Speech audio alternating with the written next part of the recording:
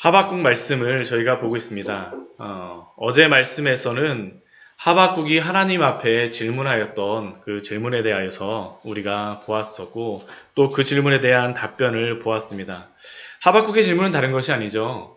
왜 이 세상 속에 이렇게 많은 악이 창궐하고 의인보다는 악인이 왜 이렇게 잘 되고, 악인이 행하는 그러한 악행들, 강포와 죄악과 겁탈과 여러 가지 변론과 분쟁 가운데에서 왜 하나님은 침묵하시냐라는 게, 그러함에도 불구하고 왜 하나님은 침묵하실 수 있습니까? 라는 게 하박국의 질문이었습니다. 이러한 질문은 하박국뿐만 아니라 우리들도 가지는 질문입니다. 특히나 이 시대를 향하여서 아픈 마음을 가진 그러한 사람일수록, 정의롭다라고 하는 그러한 생각을 가진 사람일수록 이 마음을 가질 수밖에 없죠. 저도 젊었을 때에는, 대학교 다닐 때에는 사실 이 질문에 대해서 굉장히 큰 많은 생각들을 하였습니다.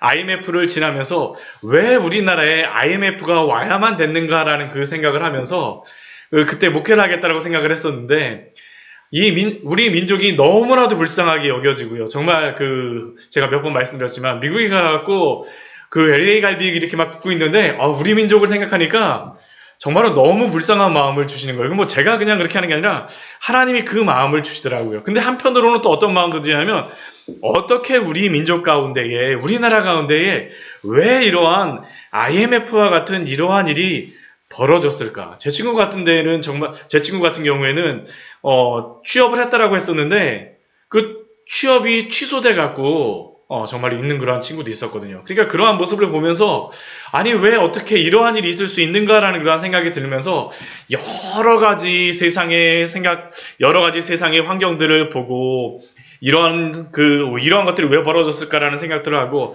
한편에서는 제 마음속에서 분노하는 마음도 들었던 것을 부인할 수가 없었습니다. 하나님의 일을 한다라고 하면서도 이러한 마음이 제 마음속에 일어나더라고요. 하박국이 지금 하나님께 가지고 있는 그 질문도 그거였습니다. 하나님께서 택하신 나라 이스라엘 백성 가운데에서도 어떻게 이러한 일들이 벌어질 수가 있습니까? 라는 게 바로 하박국의 질문입니다. 하나님께 의문이 생긴 것이죠. 왜 하나님께서는 이러함에도 불구하고 침묵하십니까? 그런데 하나님께서 어제 말씀에서 대답하셨던 것이 무엇입니까? 그러한 악인들을 심판하시기 위하여서 바벨론, 갈대아 사람을 쓰시겠다라고 말씀하시는 겁니다. 근데 갈대아 사람은 누가 생각하기에도 그 악행을 행하는 이스라엘 사람보다도 더 악한 사람이라는 것이죠. 더 악한 사람. 자신들의 힘을 자신들의 신으로 삼는 자들, 무자비한 사람. 그러한 사람들이기에 하박국은 다시 한번 하나님 앞에 질문할 수밖에 없습니다. 오늘 바로 하박국이 하나님 앞에 다시 한번 질문하는 말씀이 오늘의 말씀이죠.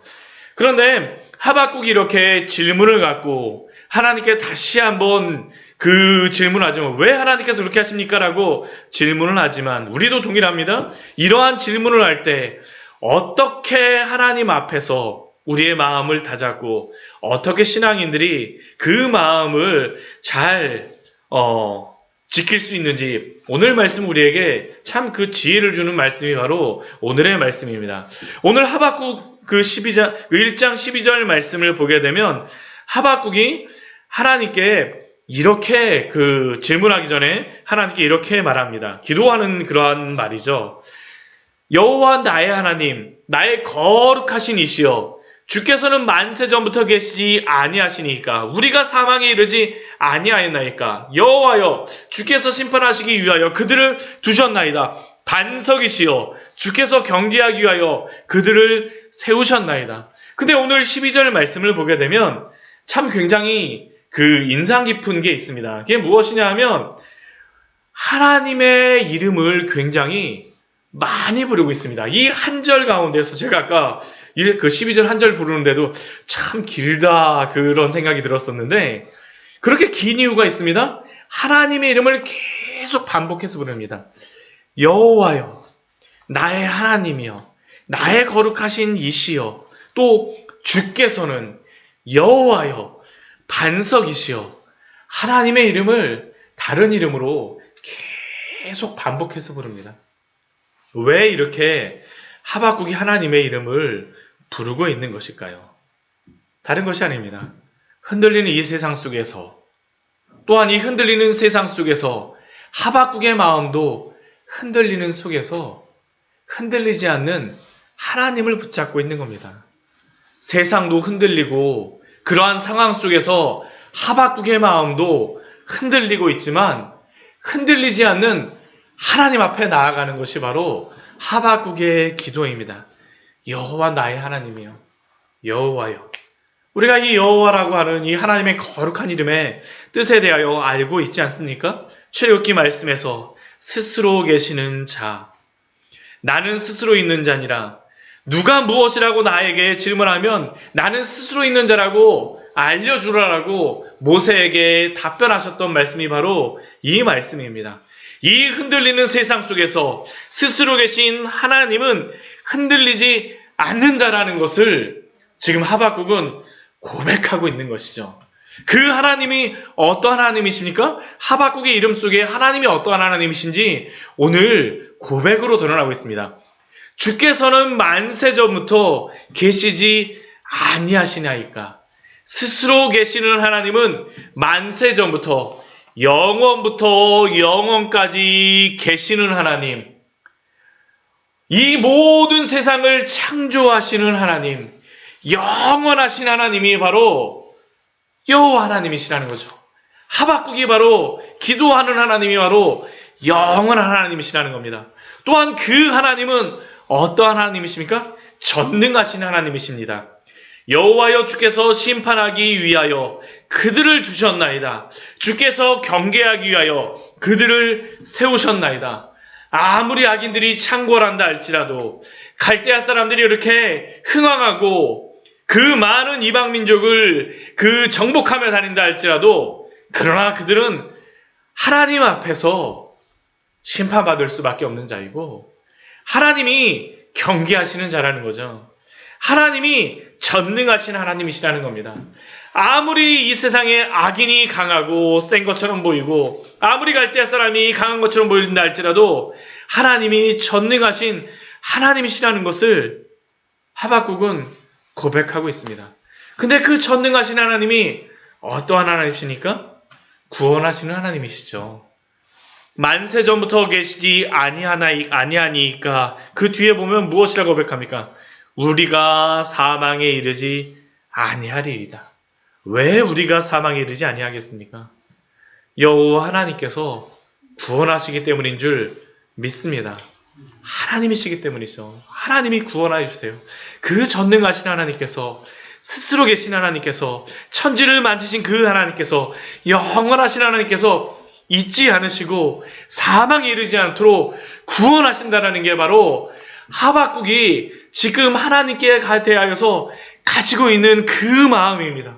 그 하나님이 또 어떤 하나님이십니까? 우리 13절 말씀은 이렇게 하나님, 그 반석이신 하나님까지 고백하고 나서 이렇게 또한 고백합니다. 여기에는 두 가지 같이 드러나죠.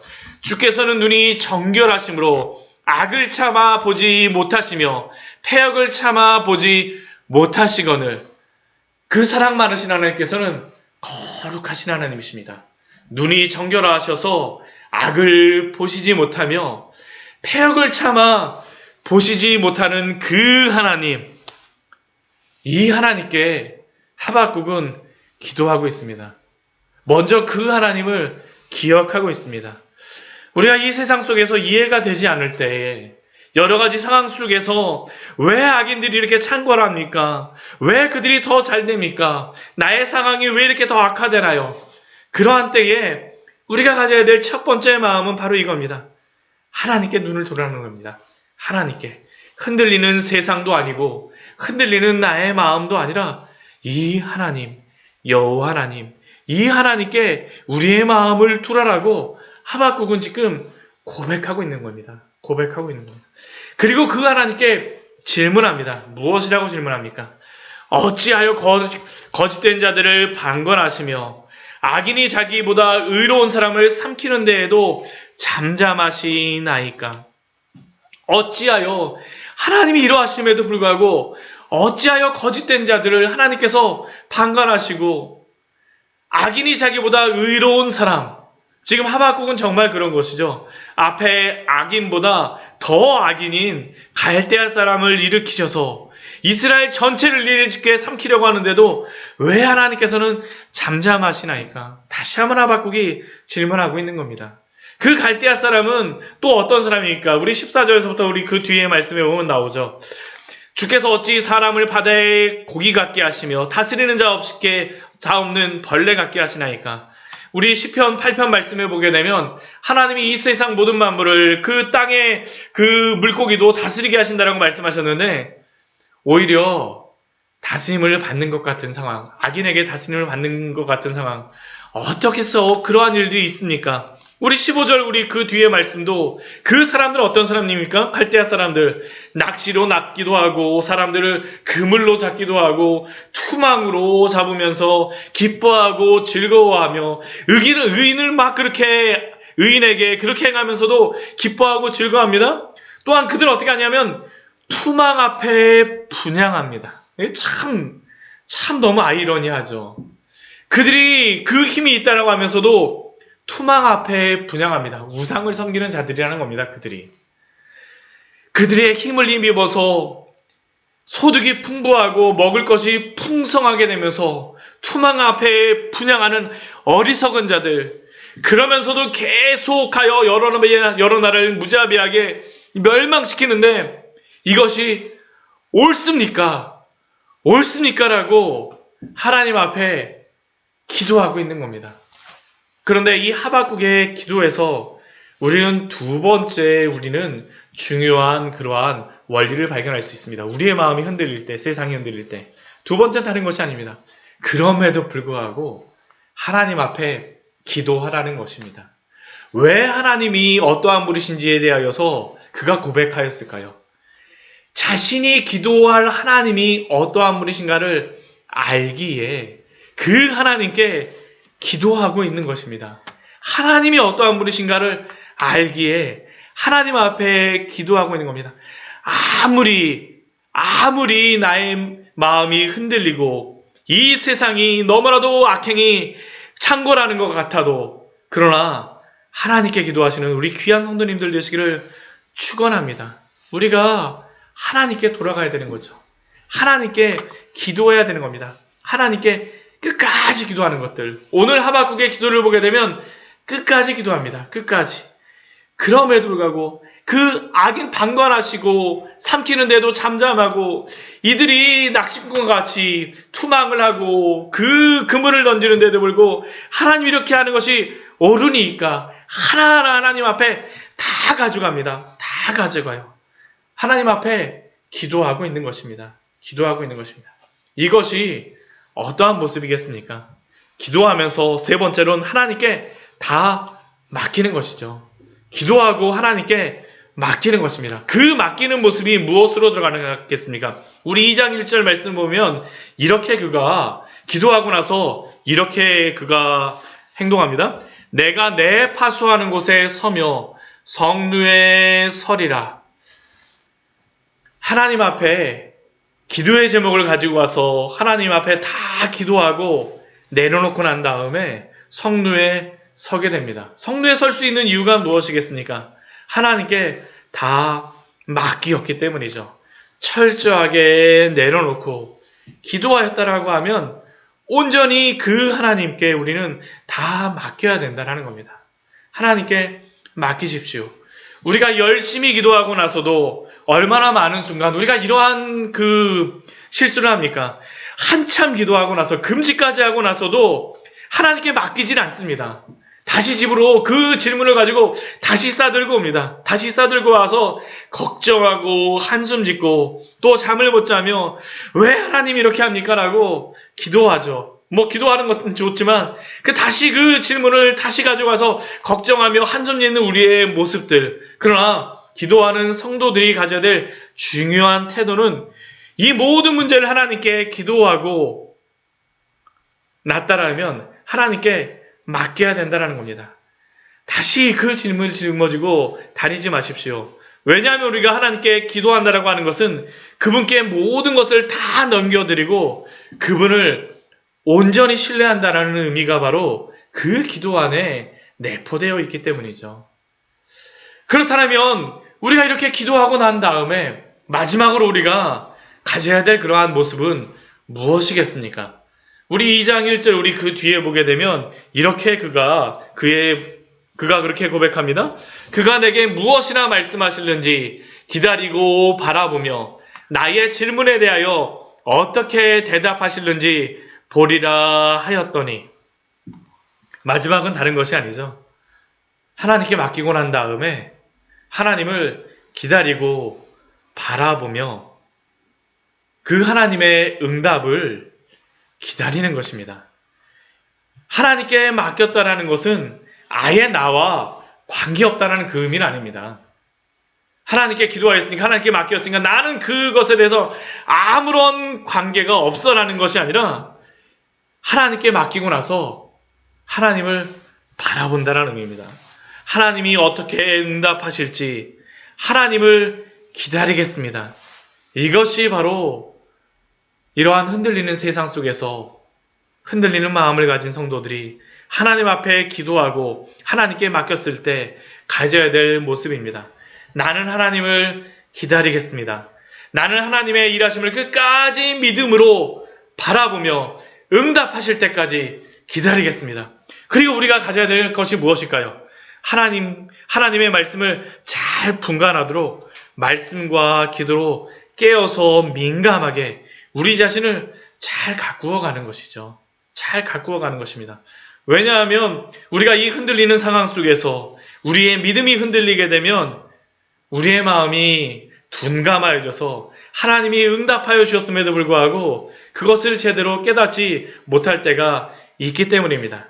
그렇기에 우리는 이러한 때일수록 더 기도에 힘쓰며 말씀을 듣고 묵상하며 또 우리 스스로의 믿음을 잘 지키는 것이 기다리며 바라보는 것입니다. 말씀을 정리하도록 하겠습니다. 오늘 말씀은 다른 것이 아닙니다. 이 흔들리는 세상 속에서 우리의 마음속에 여러 가지 의문과 여러 가지 생각들이 생겨날 때, 때로 하나님께서 응답하시지 않는다라고 생각할 때에도 오히려 더 여러 가지 일들이 악화되는 것처럼 보인다 할지라도, 그러나 흔들리지 않는 하나님 앞에 돌아가십시오. 하나님이 반석이십니다. 하나님 앞에 돌아가는 것이 첫 번째입니다. 두 번째로는 하나님 앞에 기도하십시오. 하나님 앞에 모든 것을 철저하게 다 내려놓으십시오. 또한 세 번째에는 그 하나님 앞에 다 맡기시기 바랍니다. 맡겨버리십시오. 맡겨버리십시오. 그리고 마지막으로 기도하시는 우리 귀한 성도님들 되시기를 축원합니다. 이것이 바로 우리가 이 세상 속에서, 흔들리는 세상 속에서, 악이 창궐한 세상 속에서 우리의 마음이 흔들릴 때, 그러나 하나님의 믿음의 사람으로 하나님 앞에 나아가는 귀한 성도의 모습입니다. 하박국을 통하여 우리에게 주시는 그러한 말씀인 줄 믿습니다. 같이 기도하도록 하겠습니다. 하나님, 오늘 하박국